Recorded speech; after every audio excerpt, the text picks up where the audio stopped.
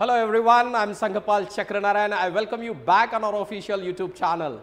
Today also we are going to learn some fabulous idioms and phrases. Let us start with the very first idiom, and that is give a wide berth. What does mean by give a wide berth? That means to keep someone or something away from you. That means to avoid something, to stay away from something or someone. एखाद्या गोष्टीपासून लांब राहणे, दूर राहणे हा याचा अर्थ होतो. एखाद्या गोष्टीपासून किंवा व्यक्तीपासून लांब राहणे किंवा दूर राहणे. ठीक आहे. अंतर ठेवणे, सुरक्षित वाईट लोकांपासून सुरक्षित अंतर पाळा. That means give a wide berth to those people, means to bad people, right, to worthless people. इथं दिलेलं आहे we should always give a wide berth to all selfish and mean persons. We should always give a wide berth. आपण नेहमीच अंतर राहिलं पाहिजे कोणापासून? Selfish आणि नालायक लोकांपासून, हलकट लोकांपासून. हा त्याचा अर्थ आहे, लक्षात घ्यायचा आहे. दुसरा आहे she tends to gossip a lot, so I always give her a wide berth. लय गप्पा मारते बाबा, मी तिच्यापेक्षा दूरच राहतो, नेहमीच गप्पा छापते, so I give a wide berth to her. अरे तिकडून आलाय, डोकं लय डोकं मॅड करणार आहे आता, so give him a wide berth, let us go. चल त्याच्यापासून थोडंसं अंतर राहूया. Let us move to the next one. He is known for his aggressive behaviour, so it is best to give him a wide berth. It is best to give him wide berth. हे बरं आहे की त्याला काय द्यायचं, त्याच्यापासून लांबच राहायचं, त्याच्यापासून अंतर ठेवायचं, हा त्याचा अर्थ होतो. So have you ever given a wide berth to anyone or anything? If you have, comment it. Let us move to the next one. The next one is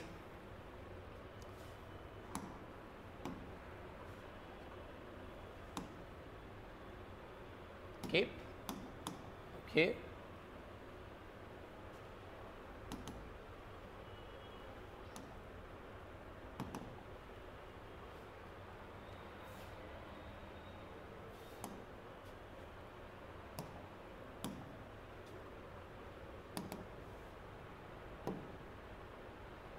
Yes, I hope you got it. Let us move to the next one.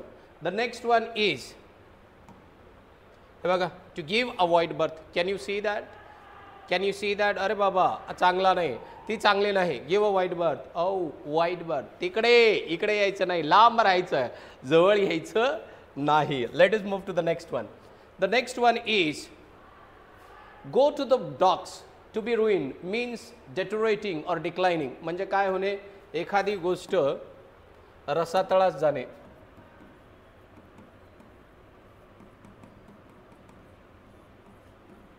रसातळास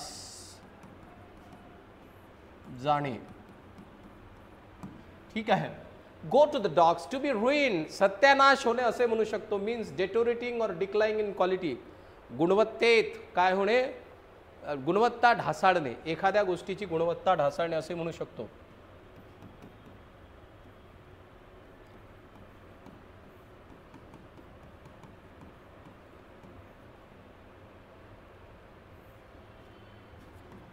गुणवत्ता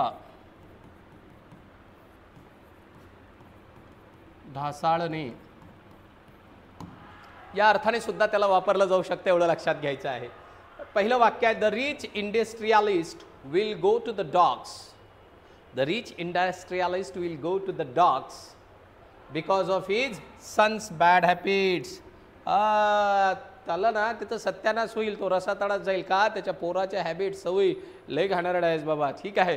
तू जर अभ्यास नाही केला ना तर you will also go to the dogs. Remember, if you want a post, you must study, you must learn. If you are learning, you will get the post. If you are not learning, you may not get the post. Remember guys, these words are very important. Let us have the next example.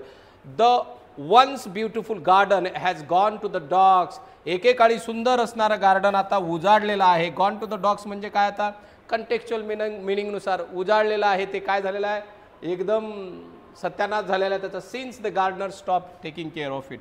गार्डनरनं काय केलेलं आहे, त्याची काळजी घेणे थांबवलेलं आहे. हा पहिला. हे दुसरं एक्झाम्पल. तिसरं म्हणते I remember when this restaurant was the best in town but now the food quality has gone to the dogs. बरेचसे रेस्टॉरंट असतात, एकेकाळी तुम्ही खाल्लेलं फूड. मला आठवते पुण्यात बरेच ठिकाणी मी ज्यावेळेला बरेच ठिकाणी जेवायला गेलेलो आहे. काही हॉटेल्स होते ना, तिथलं जेवण फार करावंसं वाटत होतं सुरुवातीला, पण आता गेलं तर पाणीसुद्धा प्यावंसं वाटत नाही. That means the quality of food and the quality of the restaurant has gone to the dogs. ढासळलेली आहे, गुणवत्ता ढासळलेली आहे. आणखी कशाची? तुम्ही बघा, बाहेर हॉटेलला जाता, हॉटेलला गेले ते एखाद्या हॉटेलला बरंच चांगलं खाणं होतं, पण आता भेटत नाही. तुम्ही काय म्हणाल? अरे बाबा, जेवणाची quality went to the dogs, रसातळाला गेलेली आहे, खराब झालेली आहे, ढासळलेली आहे. तुमची quality gone to the dogs म्हणजे वेंट टू द डॉग्स झाली का? बोलताना बोलायचं, बोलायला पैसे मिळतात का? नाही, मग बोलत राहायचं. कळते का? पुस्तकाची क्वालिटी, पुस्तकाच्या पेपरची quality has gone to the dogs म्हणायचं. म्हणायला काय? कपड्याची क्वालिटी, कापडाची quality has gone to the dogs. अरे इथं चांगले कपडे घ्यायचे भेटायचे, पण आता ना quality has gone to the dogs म्हणायला काय जातं. Let us move to the next one. The next one is, आता gone to the dogs. Gone to the dogs म्हणजे अशी परिस्थिती होणे. ठीक आहे, सहज चित्र दिलेलं आहे, एन्जॉय करा. Let us move to the next one. Gone to the dogs. To get oneself into a mess, to drift into trouble. म्हणजे अडचणीत सापडणे. काय होते याचा अर्थ? अडचणीत सापडणे. ठीक आहे, संकटात संकटात किंवा अडचणीत, संकटात किंवा अडचणीत सापडणे. Due to sheer ignorance. ठीक आहे. Vijay seems to have got himself into a mess in his office. त्याच्या अडणीपणामुळे त्याच्या ऑफिसमध्ये तो काय झालेला आहे? He has got into a mess in his office. अडचणीत आलेला आहे. I got myself into mess by procrastinating on my assignments until the last minute. उद्या प्रोकास्टिनेशन म्हणजे उद्यावर ढकलणे, उशीर करणे. उद्या करू. आता काय झालं? I got myself into a mess. आता मी फार अडचणीत आलेलो आहे, संकटात आलेलो आहे. मला कळत नाही आहे सबमिट करायचं आहे, कसं करू कसं नाही, काहीच कळत नाही. Y? Because of my on procrastination. Procrastinating किंवा प्रोकास्टिनेशन म्हणजे काय? एखादं काम पुढे ढकलणे, पुढे ढकलत राहणे, एखाद्या गोष्टीला उशीर करणे हा होते. तर असं जर करत असाल तुम्ही जीवनात, उद्या चॅप्टर करतो, परवा चॅप्टर करतो, I study it tomorrow, I study in the evening, I study in the morning, out today I don't have time, I am busy, so I do it tomorrow. So that tomorrow never comes. आणि तिथं तुमचा वेळ वाया जातो. And Wien the day of examination comes, मग तुम्ही म्हणता यार I could have studied but I did not. Now what is the use of saying it? आता म्हणण्याचा काय उपयोग आहे? There is no use of saying it. आता म्हणण्यात काही उपयोग नाही, कारण you have already got yourself into a mess. आता स्वतःच तुम्ही स्वतःला काय आत्ता काय करावं, हे करू की ते करू की हे होणार नाही, because you got into a mess. ठीक आहे, याचं पहिलं उदाहरण असं आहे. उदाहरण काय म्हणते? I got myself into a mess, हे झालेलं आहे. Third example, he got himself into a mess by lying to his boss about completing the project on time. स्वतःच अडचणीत आलं, त्याच्या बोला टाईमात करतो ना, काही काळजी करू नका, भेटून जाईल तुम्हाला. सर तुम्हाला 15 दिवसानं पाहिजे ना project. Sir you want this project completed in 15 days. In 15 days you will have this project ready by me. Don't worry sir, every assignment or everything will be completed on 15th of this month. म्हणाला गेला, पण again there is procrastination in his work. Procrastination, आज नाही उद्या नाही परवा. आणि मग काय झालं? बॉस म्हणते काय रे, झाला का प्रोजेक्ट रेडी? 15 तारखेला, 14 तारखेला झाला ना, उद्या सबमिट करायचं आहे. आता एका दिवसात काय होणार आहे? 15 दिवसाच्या कामात त्यानं 15 दिवस नाही केलं, एका दिवसात शक्य आहे का? नाही. That means he got himself into a mess, हा त्याचा अर्थ होते. Now let us move to the next one and see how this mess looks like. अशी दिसते मेस. ठीक आहे, घाणच घाण सर्व. Let us move to the next one. The next idiom is gentleman at large and unreliable person. ठीक आहे, I don't talk to a gentleman at large. Don't believe in a gentleman at large. ठीक आहे, अ gentleman at large समजून घ्या, बोलताना काहीतरी वेगळं बोलतो. He is shaking hands with you and he his fingers cross at back. आणि त्याच्या पाठीमागं काय असतात ते 2 फिंगर काय झालेले आहेत, क्रॉस केलेले आहेत. मीन्स बाबा तू म्हणतो त्याचा काही अर्थ इथं नाही. सो जंटलमॅन ॲट लार्ज म्हणजे काय, अविश्वासू व्यक्ती ज्याच्यावर विश्वास केला जाऊ शकत नाही. We must not believe a gentleman at large. Do you believe in a gentleman at large? Do you believe in a gentleman at large? No, don't believe in a gentleman at large. ठीक आहे, don't believe a gentleman at large. Let us move to the next one. The next one is Good Samaritan. Good Samaritan.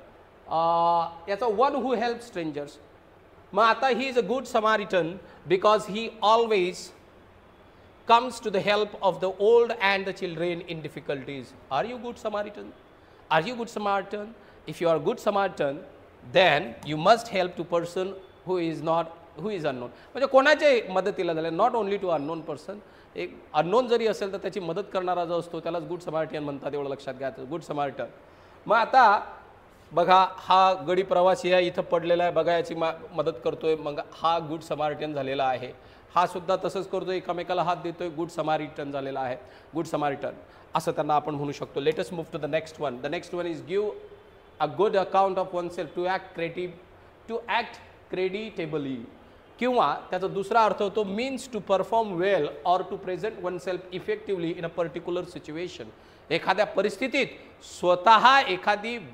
स्वतःला व्यवस्थितरित्या किंवा त्या परिस्थितीला व्यवस्थितरित्या जो handle करतो किंवा हँडल करणे म्हणजे to give a good account of oneself. स्वतःची क्रेडिबिलिटी दाखवणे म्हणजेच काय, as the eldest son of his family he gave a good account of himself when calamity befell the family.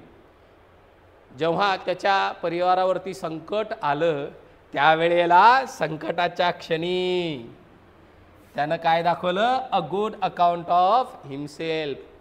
स्वतः तो किती चांगला आहे. To act क्रेडिटेबली.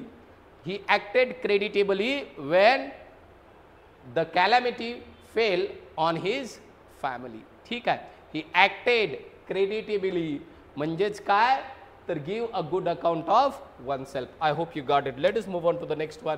हे बघा, आता याचे 2 अर्थ आहेत, ते बघून घ्यायचे आहे. इकडे असं तुझ्यासाठी, असं तुझ्यासाठी, लय भारी भारी भारी भारी. किंवा इकडे बघा, हा प्रे करतो, अरे बाप रे बाप, काही काळजी करू नका, मी आहे, देवा हेल्प कर, मदत कर. यांना सांगतो काळजी करू नका, होऊन जाईल, मी आहे, वगैरे वगैरे. I hope you got it. Let us move to the next one. आपली बॅच आहे IBPS TCS पॅटर्नच्या ज्या एक्झाम्स आहेत डायरेक्ट रिक्रुटमेंट, त्याच्यासाठी आपली बॅच आहे. आपल्या ॲप्लिकेशनवरती माय करिअर अकॅडमी नावाचं ॲप्लिकेशन आहे, डाउनलोड करा. त्याची लिंक जी आहे ती डिस्क्रिप्शन बॉक्समध्ये दिलेली आहे. जर दिलेली नसेल तर कॉन्टॅक्ट करा, माझा नंबर तुमच्याकडे आहे, इथं सुद्धा दिलेला आहे 7972669517.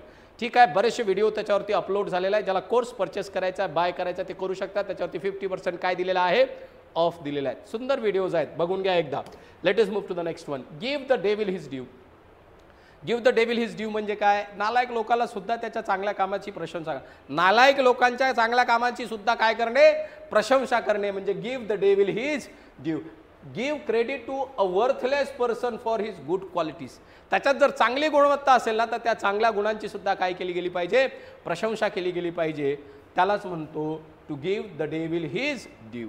ठीक आहे, मग इथं दिलेला we should give the devil his due for his good qualities.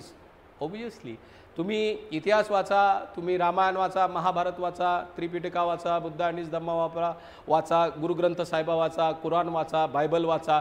त्याच्यात तुम्हाला ह्या गोष्टी दिसणारच म्हणजे दिसणारच. काय की एखादा व्यक्ती वर्थलेस असेल, काही उपयोगाचा नसेल, तरी त्याची काही चांगली गुणवत्ता असेल तर त्याची प्रशंसा तुम्हाला या पुस्तकांमध्ये, धर्मांच्या पुस्तकामध्ये झालेली दिसेल.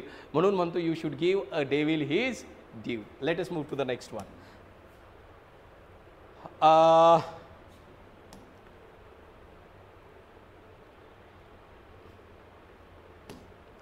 ग्रीन हॉर्न म्हणजे इनएक्सपिरियन्स्ड, अननुभवी व्यक्ती. ग्रीन हॉर्नचा अर्थ काय होतो, अननुभवी व्यक्ती, ज्याच्याकडे अनुभव नाही असा. आता हे पोरगं चालवते, पोराडी म्हटलं की dad I am going to drive a car. His dad said to him, dude, son, you are a green horn. You need an experience to drive a car. तू सध्या खूप लहान आहेस, वेळ लागणार आहे. ग्रीन हॉर्न आहे बघा, मी म्हणतो गाडी शक्य आहे का? नाही. हा काय म्हणतो, your resume is perfect but you have no experience. That means you are a greenhorn. I'm sorry, I cannot select you. I don't understand. ज्याला अनुभव नाही त्याला तुम्ही सिलेक्ट करत नाही. त्यांना अनुभव कुठून काय आईच्या पोटातून घेऊन यायचा असतो का? अनुभव नाही. अरे अनुभव कंपनीत काम करेल त्यावेळेलाच मिळेल ना, मग त्याला अनुभवाची संधी भेटायला पाहिजे की नाही? He must get an equal opportunity to gain some experience. If nobody will give him an opportunity, तर त्याला एक्सपिरियन्स कसा येणार आहे का? नाही ना. He will remain always a greenhorn. Let us move to the next one. Though greenhorn in political field, he appears the ghost to have a bright future. ठीक आहे, त्याचं he appears the ghost to have a bright future. हा तो खतरनाक आहे, त्याचं bright future एवढं लक्षात घ्या, जरी तो काय असेल ग्रीन हॉर्न असेल. Give up the ghost. Give up the घोस्टचे दोन अर्थ होतात, either to pass away or stop working. आता इथं हे दोघं जण कोरोनाच्या काळात आहेत. हे दोघांचा फोटो लय व्हायरल झाला, तर पूर्वी बघितला होता मी, इथं गुगलवरूनच घेतलेला आहे फोटो बघा. सो एकामागं एक गेले ते दोघंही जण कोरोनाच्या काळात, कोरोना व्हायरसची लागण झाल्यामुळे. So they gave up their ghost in the corona period. They gave up the ghost means they passed away in the corona. ठीक आहे. Next one, you can't write stop over here. Why? You have to give up the ghost. You can't go inside. You have to give up the ghost means you have to stop working. You cannot work. हा सांगतो याला. Stop working. I hope you got it. Let us move to the next one. The next one is go the whole heart. To do something thoroughly. एखादी गोष्ट पूर्णतः करणे म्हणजेच go the whole heart. What is the example? You will have to go the whole hog to come out of this maze. You will have to go the whole hog. You will have to go the whole hog. Now you will have to go the whole hog to come out of this maze. You will have to go the whole hog. You will have to do something completely to come out of this maze. ठीक आहे. मग हा चुकून झालेला आहे, double type झालेला आहे. You will have to go the whole hog to come out of this mess. The whole hog you can see over here. This is called the whole hog. प्रत्येक गोष्ट thoroughly. So in order to pass the exam you will have to go the whole hog. ठीक आहे. You will have to go the whole hog म्हणजे you will have to do your study completely. Late us move to the next one. The next one is get into a awkward situation. He got into a scrap when his wife refused to let him help his sister. हे बघून घ्या, त्याची बायको म्हणते नाही मदत नाही करायची. हे म्हणते मी तुझी बहीण आहे, असं कसं मदत नाही करणार? याला प्रश्न पडला आता बहिणीचं ऐकू की बायकोचं ऐकू. So he got into a scrap. So have you ever got into a scrap? If you haven't got, आईवडिलाचे कधी बोलणे ऐकायचे, sometime you will come across with this experience or example. Let us move to the next one. The next one is, all right, this was the last one that I had to explain to you. Guys, these were some idioms that I explained you today. I hope you understood all the examples, all the idioms that I have conducted today. I hope you must have been using these idioms and phrases in your daily routine and keep using them. त्यांना रोज वापरत चला. Because your practice will make you perfect not only in the spoken English but also in theory as well. कारण idioms आणि phrases ज्या वेळेला परीक्षेत विचारले जातात त्यावेळेला तुम्ही पाठांतर करून गेला तर अवघड आहे, पण वापरून गेला बोलता बोलता तर मात्र फार सोपं आहे, लगेच आठवतात. Thank you very much. See you in the next lecture.